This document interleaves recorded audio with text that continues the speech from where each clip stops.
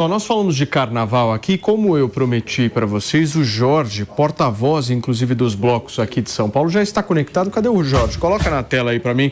Olha o samba no pé de Júlia Lucia, agora vai começar. Agora é BBB com carnaval, a Júlia Lucia vai ficar, assim, felicíssima. Cadê o Jorge? Coloca para mim, o Fê. Esse aí é o PP. Esse é o PP, nós já vimos. Cadê o Jorge? Ô, Jorge, tudo bem? Você me ouve bem? Tudo bom, Paulo? E aí, Tudo cara? Tudo bem, graças a Deus. Escuta, o que você tem para dizer? O que você tem? Você estava ouvindo o programa, né? O que você tem para dizer para esse povo aqui que não gosta do carnaval? Só antes da sua resposta. São 11 horas e 42 minutos, para você que sintonizou nesse momento aqui na programação da Jovem Pan. A gente está começando um papo aqui com o Jorge, representante dos blocos de rua aqui do Carnaval de São Paulo, e ele ficou muito bravo depois que ele ouviu alguns comentários aqui, extremamente bravo e irritado. Por quê, Jorge? Não, primeiro que o carnaval não tem como a gente ficar bravo, né, Paulinho?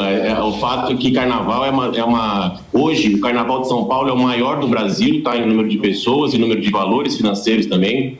Então, hoje a gente faz um trabalho junto à prefeitura desde 2014 para poder justamente organizar e coordenar o Carnaval de Rua de São Paulo, melhorar a segurança, melhorar a questão de comercialização de produtos, entre outros, tá? Então, essa nossa intenção é junto aos blocos, e por isso que tem esse crescimento exponencial do Carnaval de Rua de São Paulo. Na verdade, o que vocês comentaram, e também queria parabenizar o Paulo, para quem não sabe, ele foi subprefeito de Pinheiros e fez um excelente trabalho lá na época do Carnaval. Então, parabéns bem por esse trabalho que você fez lá, Paulinho. Mas o fato é o seguinte, eu vi que vocês estavam comentando referente aos ambulantes, aos valores que são tabelados, né, para comercialização. Isso foi uma briga muito nossa também, para que não se houvesse uma prática abusiva de preços, né? Hoje a gente tem um patrocinador master do Carnaval, que é a Ambev, né? Você abaixa um pouquinho o volume aqui, desculpa, só ligo a televisão aqui. Então hoje a gente tem um preço que não é tabelado, tá? Na verdade, assim, eles determinam os valores onde quem está vendendo possa ganhar dinheiro e também tenha uma prática de preço competitiva, né? Mas eles não são obrigados a só vender Ambev, tá? Isso é muito importante.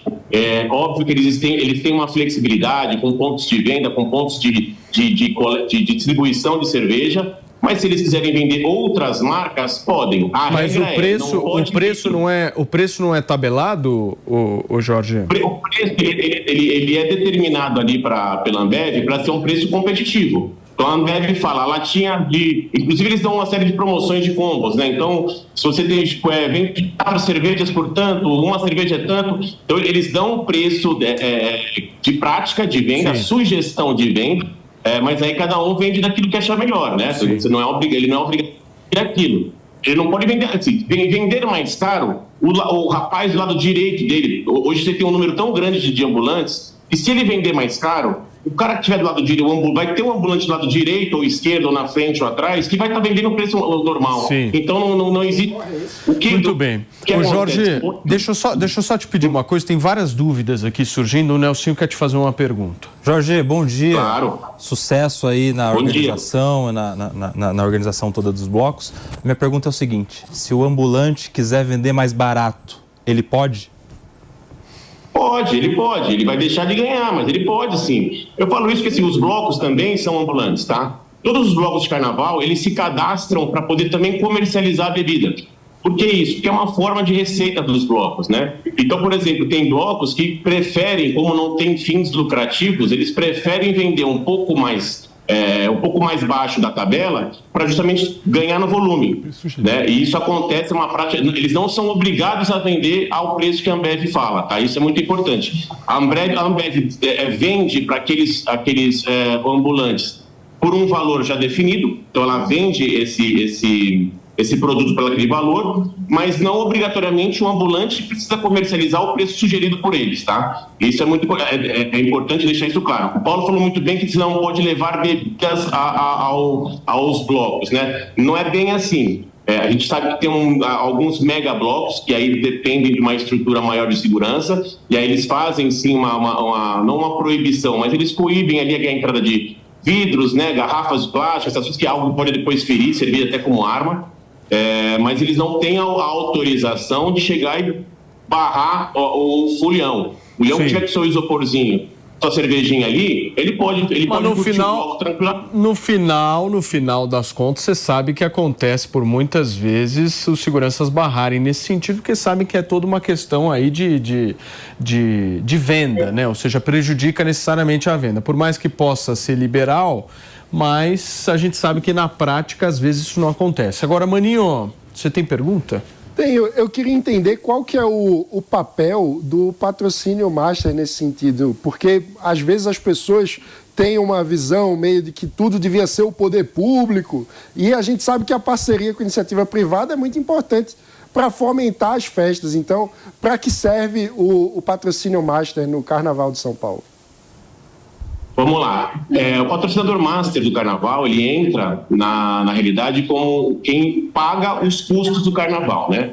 Hoje, os blocos, a prefeitura, ela dá a isenção das taxas de fechamento de rua, banheiro químico, gradios, segurança. Então, são coisas que o Carnaval, a prefeitura dá isso para os foliões. Mas para isso tem um custo. Então, obrigatoriamente, precisa de um patrocinador master para poder bancar esse custo. Tá?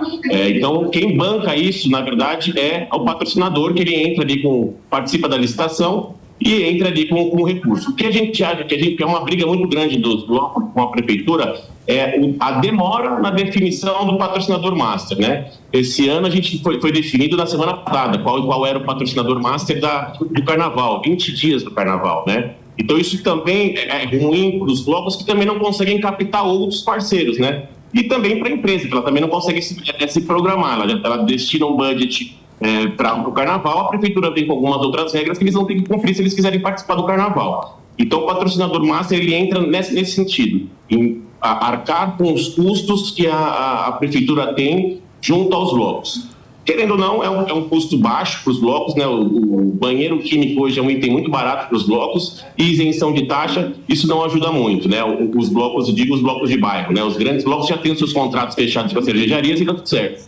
Agora, os blocos de bairro, que são a essência do Carnaval, eles acabam se prejudicando um pouquinho, porque eles não conseguem fechar os seus patrocínios e às vezes tem que colocar dinheiro do bolso para poder sair. Agora, Ô Jorge, sabe que tinha uma polêmica, eu não sei como é que está hoje em dia essa história do Carnaval, mas bloco de Carnaval sempre teve uma certa dificuldade no relacionamento com a prefeitura por conta do não enquadramento do bloco. Então, normalmente, quando dava algum tipo de problema, você não conseguia, de alguma forma, chegar para alguém e responsabilizar essa determinada pessoa. Porque muitos blocos são informais, eram coletivos, era aquela coisa, pessoas que se unem, mas agora não tem mais bloco e às vezes não tinha uma responsabilização. Eu quero entender em que pé que está essa história, porque já teve muita briga de morador com bloco. Na Vila Madalena, então, nem se fala, foi histórico aquilo, muita briga, muita confusão. O que eu quero entender é o seguinte, como é que está hoje essa questão toda do relacionamento de vocês com os moradores? Porque muito morador não gosta do bloco porque causa tumulto, suja a rua, faz barulho e tal, aquela coisa toda. Vocês melhoraram o relacionamento de anos para cá ou não? Com certeza, tá? Então, assim, hoje, como eu estava falando a questão de blocos de rua, os blocos de bairro, eles têm uma relação maior com os moradores porque eles estão sempre no bairro, né? Os grandes blocos que hoje ocupam as grandes avenidas acabam não tendo essa relação. A gente sabe que não tem como agradar 100% das pessoas, tá? Mas hoje a gente tem uma aceitação muito grande, até em função do guia de regras, né? Que foi definido, já estabelecido, e as conversas de organização junto com a subprefeitura. Quando o Carnaval foi na cultura, que a gente teve ali uma Lei UCEF à frente do Carnaval, que foi a pior gestão da história do Carnaval de Rua de São Paulo, e curioso porque era um secretário de Cultura oriundo do bloco de rua, mas foi péssima a gestão. Hoje a gente passou, hoje a gestão ela está junto à Secretaria de Prefeituras Regionais, o que tem sido muito bom, que aí cada subprefeitura trata individualmente com aquele seu bloco da sua região. E cada subprefeitura, e o Paulo sabe melhor do que eu disso, ela tem a sua realidade. Você tem as subprefeituras que são mais caseiras, né, mais bairros, residências. Você tem a subprefeitura que é mais comércio. Então, ela busca entender, junto aos seus moradores e junto aos seus foliões, qual é o melhor formato para se desenhar o Carnaval. Mas a gente sabe que não tem como agradar todo mundo. Infelizmente, a gente não tem como agradar todo mundo. Essa equação é muito difícil. Muito difícil a equação. Uma outra coisa muito importante que a Prefeitura tem feito, e isso ajudou muito essa relação, porque sempre no final dos blocos tem muito gari e caminhão-pipa limpando a rua, que acho que era a principal reclamação dos moradores, né? A rua depois, no dia seguinte, está aí suja, e um cheiro de xixi, enfim. Isso não tem mais, porque realmente a Prefeitura fez esse trabalho, que até para a própria dispersão dos foliões, vem uma linha de gari e caminhão-pipa limpando a rua e automaticamente vai dispersando e abrindo o movimento para os foliões. Ô Jorge, essa história do xixi que você citou é absolutamente compreensível, a revolta dos moradores, né? Porque imagina você tem uma casa e aí simplesmente num período do ano a sua casa fica com um cheiro de urina, um negócio assim inacreditável. Pepe, pediu? Pedi uma perguntinha, Jorge. Primeiro, prazer falar com você aqui sobre o Carnaval, uma festa popular, uma festa que faz parte da nossa cultura, não é? Que é o ingresso, né? Eu vejo o Carnaval como um movimento social anti-individualismo, né? Que as pessoas vão para a rua, se divertem em conjunto, não é? A minha pergunta é o seguinte: as regras impostas pela Prefeitura em geral, os blocos têm que ser cadastrados, não impede um pouco uma força orgânica, informal, que também integra a cultura, integra o Carnaval? Essas muitas regras, na verdade, não impedem o movimento que é o Carnaval tão bonito assim? Sim, na realidade, hoje a gente faz uma comparação muito grande com o Rio de Janeiro e Belo Horizonte, tá? A gente está anos-luz de Belo Horizonte, tá? Belo Horizonte faz um Carnaval maravilhoso, extremamente organizado. Mas sim, algumas regras elas acabam limitando muito o bloco. Como eu falei anteriormente, essas regras acabam limitando até a própria captação de recursos dos blocos. Então, você hoje tem que ter um cadastramento de ambulante para você poder comercializar bebida. Você hoje tem que ter um cadastramento de food trucks ou pessoas que queiram vender comida para você poder ter comercialização de comida. Você tem, então, regras que acabam coibindo ou então inibindo aquele pequeno bloco de sair para a rua, de fazer uma festa autêntica na rua, né? Então, sim, e também a questão de horários, né? Hoje você tem Rio de Janeiro que vai até meia-noite, São Paulo para às 6, entendeu? Então, algumas coisas acabam também interferindo e até desestimulando aquele bloco que gostaria de sair a não sair, né?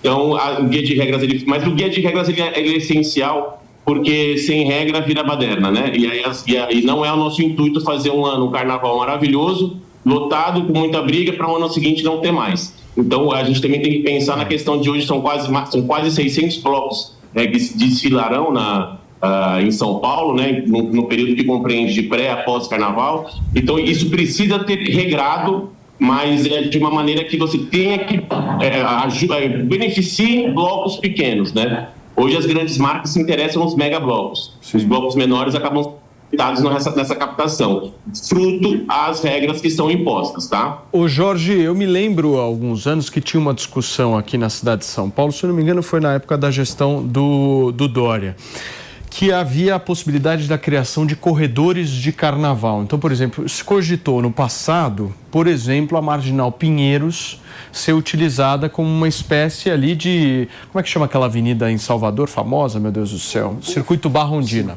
Como se fosse uma espécie de Barrondina em Salvador, aí criariam arquibancadas, aquela coisa toda meio que para virar. Isso causou muita polêmica. Eu quero entender o seguinte, essa distribuição das localidades hoje que esses blocos vão passar, ela está levando em consideração o quê? E existe a possibilidade, de alguma forma, de São Paulo ter esse tipo de estrutura, corredores específicos, como, por exemplo, acho que já acontece na Consolação. Consolação virou tradicional ali mesmo, né? É um corredorzão enorme, uma avenida grande que está sendo utilizada. Outra avenida também, se eu não me falha a memória, acho que a Francisco Matarazzo também está sendo utilizada para Carnaval, dentre outras, mas nenhuma tem infraestrutura da Marginal, né, Jorge? Como é que está essa história? Na realidade, existe um movimento muito grande contra esses corredores de carnaval, né? O Dória, ele fez na 23 de maio. Foi péssimo. Imagina a Cláudia Leite passando ali, tendo que todo mundo abaixar por causa de um viaduto, e aí quando chegava perto do hospital tinha que parar o som, porque tinha um hospital do lado, né? Então, com relação à Marginal, a Marginal ela já foi cogitada há uns anos atrás realmente como um corredor de carnaval, mas que foi refutado por todos os blocos, porque não é nosso intuito. A gente quer fazer um bloco de rua, aquele bloco tradicional, de bairro, e não ser obrigado a ter de desfilar num circuito, né?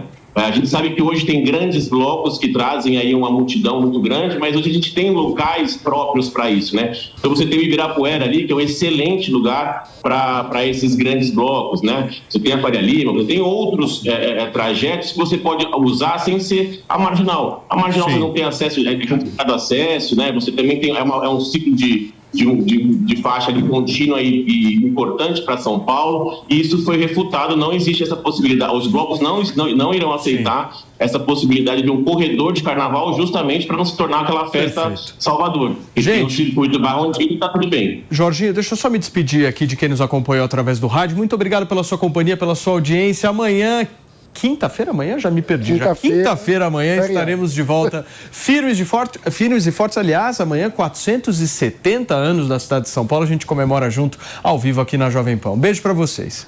Muito bem, temos mais alguma para finalizar? Queria saber como está a relação com as polícias, a expectativa sobre segurança da festa para os foliões poderem curtir em paz.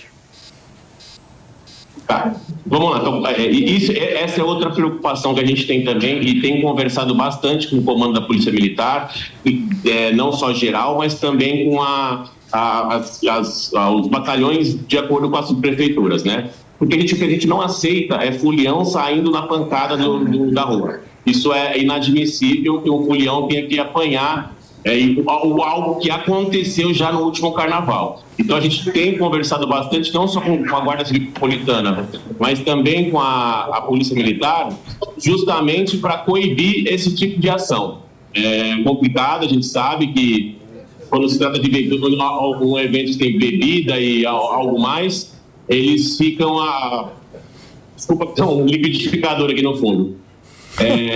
A gente sabe que quando tem muita bebida, é algo que complica muito a questão do policiamento, mas o policial está lá para nos dar segurança e não para nos intimidar. Tá? Então essa é uma conversa que a gente tem sempre com os policiais e buscando o melhor trato deles, né?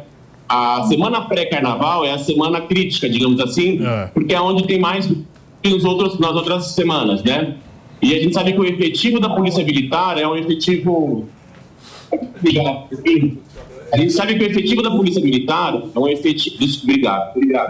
A gente sabe que o efetivo da Polícia Militar é um efetivo curto comparado ao tamanho do evento. Então, assim, eles estão já fazendo um planejamento para basear policiais, não só militares, mas também da Guarda Civil Metropolitana, locais ali para justamente controlar a ordem. Mas, assim, sem nunca atacar o folião. Jorge, obrigado, meu amigo. Volte mais vezes aqui pessoalmente para a gente poder bater um papo. Vamos botar Polícia Militar, Corpo de Bombeiros, fiscalização do xixi, todo mundo junto e misturado. Um beijo para vocês, obrigado, Jorge, representante dos blocos aqui do Carnaval de São Paulo. A gente se vê amanhã com samba no pé. Fica com Júlia Luci e Felipe Monteiro, só no remeleixo, porque é isso aí. Amanhã, feriadão, a gente está de volta, hein? Beijo, tchau.